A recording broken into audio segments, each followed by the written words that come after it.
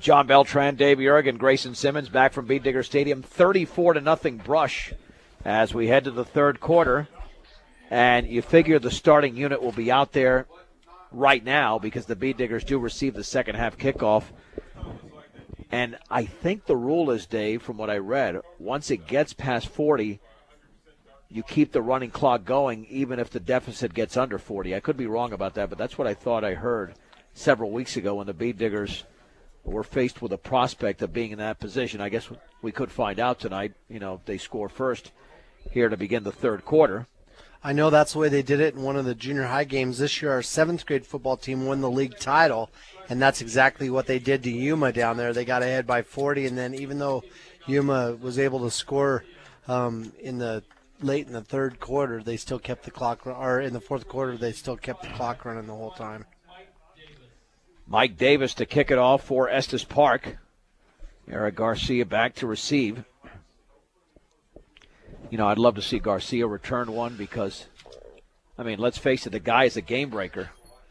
And when you're a game breaker and you have that ability, who knows what could happen here.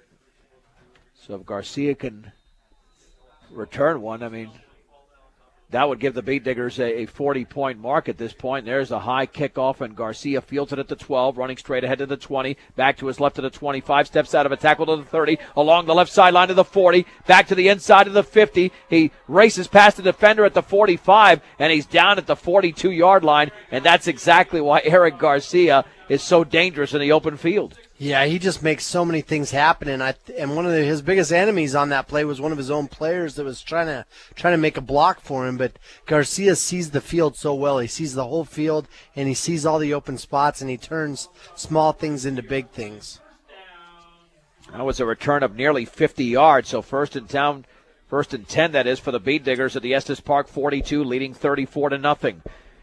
Shea Hansen, the receiver, to the left. Out to the right is C.J. Kukas. The backs are split.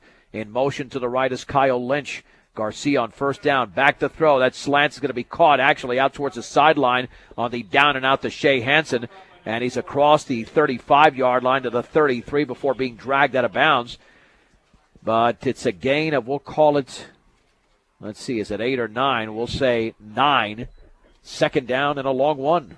Just a good pass there by Garcia, and Hansen just ran down the field and turned around, and the football was right there. He turned it upfield and made the extra yards with some nice running. Second down and 1 from the 33-yard line. It's a long one, albeit, with a back split. Tony Guzman, the lone receiver, to the right.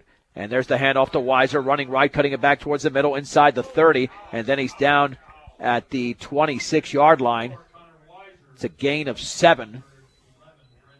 And the tackle on the play by Brendan Solano, the 5'8", 148-pound senior.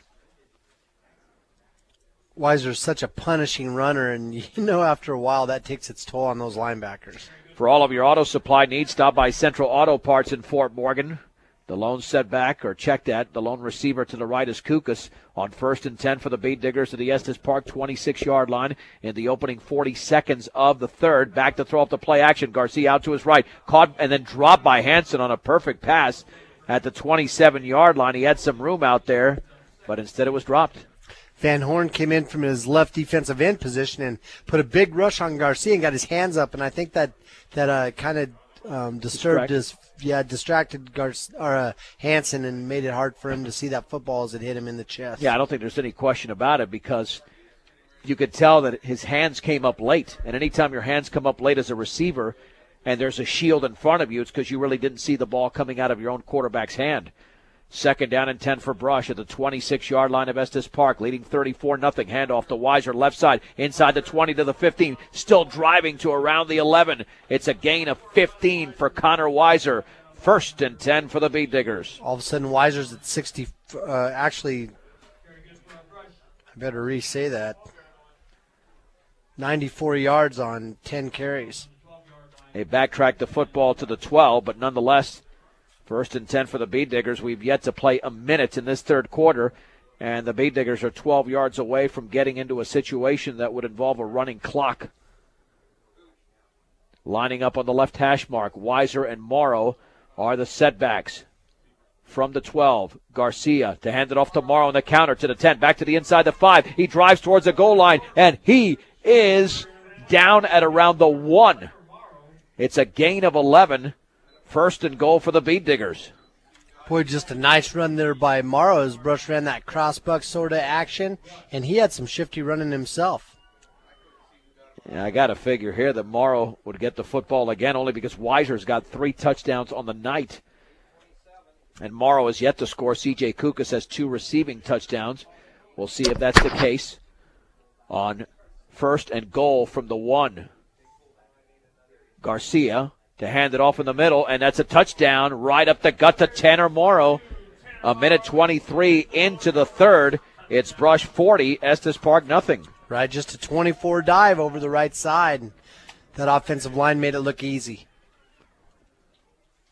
That was their longest drive of the night in terms of time, believe it or not, a minute and 11.